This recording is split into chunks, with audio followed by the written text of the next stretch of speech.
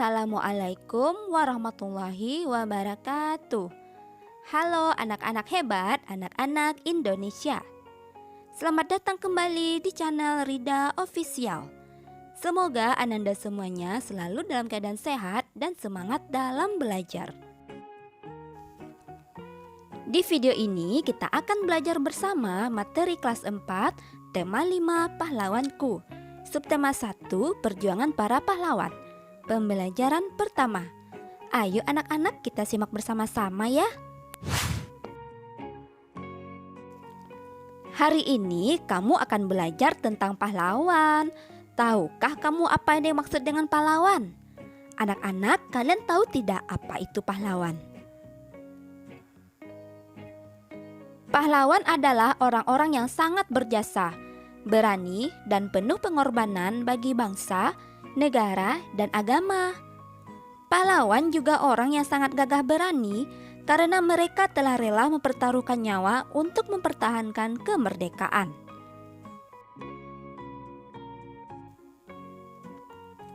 Anak-anak, sekarang mari kita perhatikan gambar-gambar berikut. Apa ya yang mereka lakukan dalam gambar tersebut? Kamu tahu tidak apa yang mereka lakukan? Ayo kita amati bersama-sama. Gambar pertama adalah sekelompok anak yang sedang menjenguk temannya yang sakit. Ini menunjukkan mereka memiliki sikap peduli dan juga saling menyayangi kepada sesama. Gambar kedua, ada dua orang anak sekolah yang sedang mengamati kupu-kupu. Wah, ini menunjukkan mereka ingin mencari ilmu dan tekun dalam belajar. Mereka ingin tahu tentang kupu-kupu tersebut. Berarti mereka gigih dan giat dalam menuntut ilmu. Gambar ketiga, ada seorang anak yang sedang menolong temannya yang sedang bersedih. Berarti ia sedang menolong orang yang sedang kesusahan. Nah, ini semua adalah sikap-sikap baik yang harus kita tiru ya anak-anak. Menolong orang lain dengan ikhlas, berani, dan gigih merupakan sikap yang dimiliki oleh para pahlawan. Untuk menghargai mereka, kamu bisa meneladani sikap kepahlawanannya dalam kehidupan sehari-hari. Bagaimanakah perjuangan para tokoh di masa kerajaan Hindu, Buddha, dan Islam? Bagaimanakah sikap kepahlawanan yang mereka miliki? Ayo anak-anak kita simak bersama-sama bacaan berikut. Raja Purnawarman, Panji segala raja. Raja Purnawarman mulai memerintah kerajaan Tarumanegara pada tahun 395 Masehi. Pada masa pemerintahannya, ia selalu berjuang untuk rakyatnya. Ia membangun saluran air dan memberantas perompak.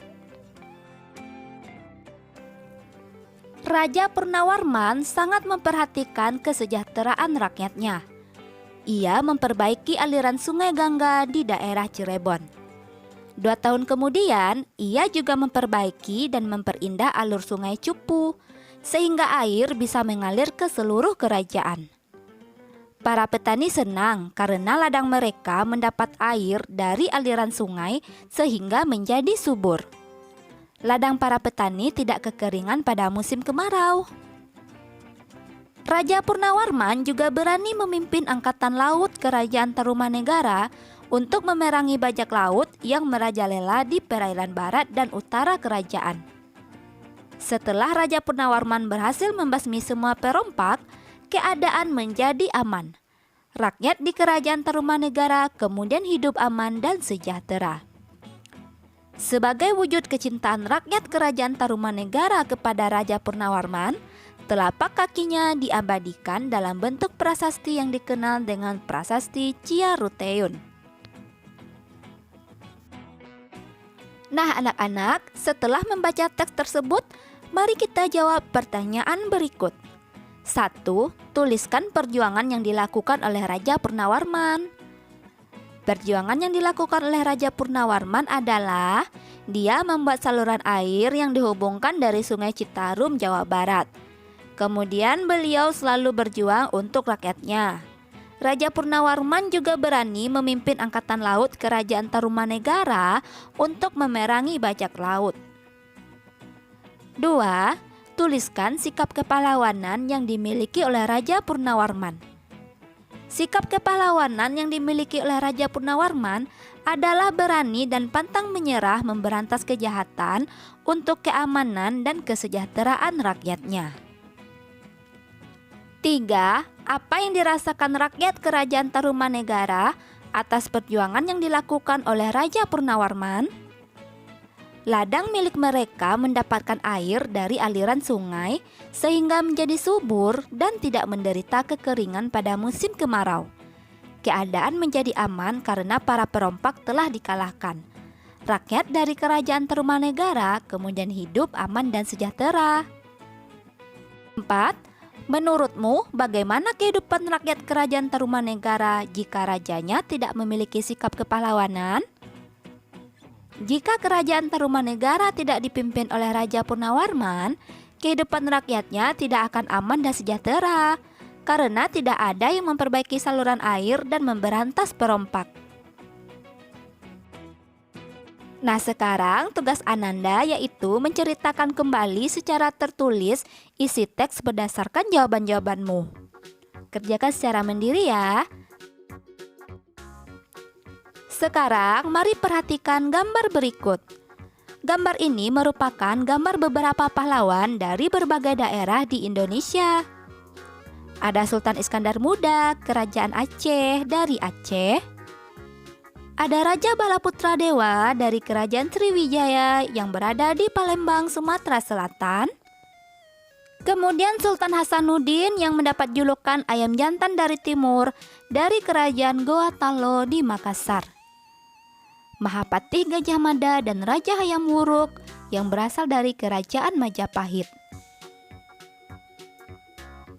Dan juga terdapat prasasti Ciareteyun peninggalan Kerajaan Tarumanegara Bogor.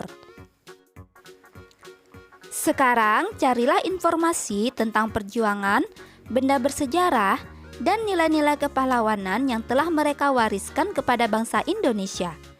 Kamu bisa mendiskusikannya dengan teman kelompokmu, membaca buku, atau bertanya kepada gurumu.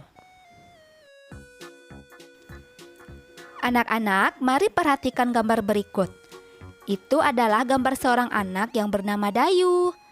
Dayu sedang memikirkan jasa-jasa Raja Purnawarman, terutama dalam pembangunan saluran air. Dayu terus berpikir sambil memandangi wajahnya yang terpantul di kolam. Tahukah kamu mengapa Dayu bisa melihat dirinya di air kolam? Ternyata air kolam bisa memantulkan cahaya. Sekarang kita akan belajar tentang sifat-sifat cahaya. Sifat cahaya yang pertama yaitu cahaya merambat lurus. Ananda, coba perhatikan gambar berikut. Kalian bisa melakukannya di rumah. Percobaan ini menggunakan 3 karton tebal dan lilin. Lubangi bagian tengah ketiga karton tersebut. Letakkan karton-karton dengan posisi 3 lubang tersebut sejajar dengan cahaya lilin tepat di belakang lubang. Perhatikan apa yang terjadi. Lalu coba menggeser posisi setiap karton sehingga setiap lubang menjadi tidak sejajar.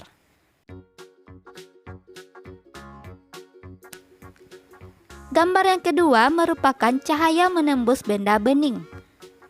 Percobaan ini menggunakan cahaya matahari, boleh cahaya senter, kemudian gelas atau benda-benda yang transparan atau bening seperti plastik, kaca, gelas plastik, dan lainnya. Benda-benda berwarna gelap dan benda-benda bening tetapi berwarna. Letakkan peralatan seperti pada gambar. Arahkan cahaya ke tembok berwarna putih. Kemudian perhatikan apa yang terjadi.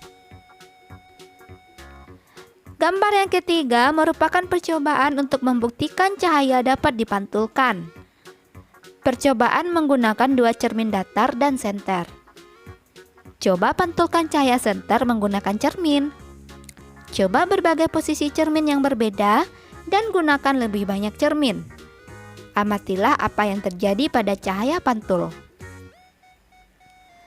Gambar yang terakhir merupakan sifat cahaya yaitu cahaya dapat dibiaskan. Percobaan ini menggunakan pensil yang setengah bagian panjangnya berada di dalam gelas berisi air. Amatilah pensil dari sisi samping luar gelas. Bagaimana penampakan dan besar pensil dibanding aslinya? Setelah kalian melakukan percobaan tersebut, kalian tuliskan di dalam kolom laporan kegiatan percobaan sifat-sifat cahaya berikut. Baiklah anak-anak, itulah materi kita hari ini. Kita lanjutkan pada video selanjutnya ya. Selamat belajar. Assalamualaikum warahmatullahi wabarakatuh.